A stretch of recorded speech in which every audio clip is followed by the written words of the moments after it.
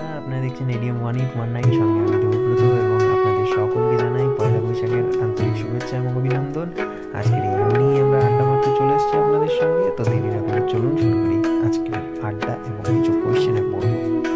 পয়লা বৈশাখ মূলত স্নান করে নতুন জামা কাপড় পরে বড়দের আশীর্বাদ নিয়েই শুরু হয়েছে আমাদের নতুন বছরের নতুন দিন, যা আবার আরেকটি নতুন বছরের মধ্যে নতুন বছর, মানে ইংলিশের একটা নতুন নিউ ইয়ার আমরা শুরু করে আবার আরেকটা বাংলা নিউ ইয়ার চালু করার মজাটা কিন্তু এটা আলাদা।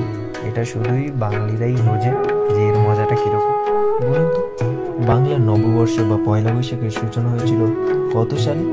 বলুন তো, এই বাংলা ক্যালেন্ডার ব্যবহার করার মূল উদ্দেশ্য কি? বাংলা নববর্ষ বা পয়লা বৈশাখের সূচনা হয়েছিল 1584 সালের দিকে মুঘল সম্রাট আকবরের রাজত্বকালে।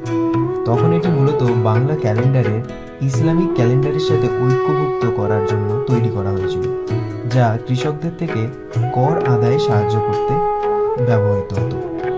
এর মূল উদ্দেশ্য ছিল বাংলা ক্যালেন্ডারকে ইসলামিক ক্যালেন্ডারের সাথে ঐক্যবদ্ধ করা, যাতে কর আদায়ের খুবই সুবিধা হয়। এর জন্যই বাংলার নববর্ষের প্রচলন করা শুরু করা হয়। তবে আপনাদের সঙ্গে দেখা হচ্ছে খুব শীঘ্রই পাড়াপড়শির গল্পে, এবং দেরি না করে এখনই সাবস্ক্রাইব করুন এবং আমাদের সঙ্গে যুক্ত হয়ে যান। আর নববর্ষকে সুন্দর করে কাটান, আনন্দ করুন, মজা করুন।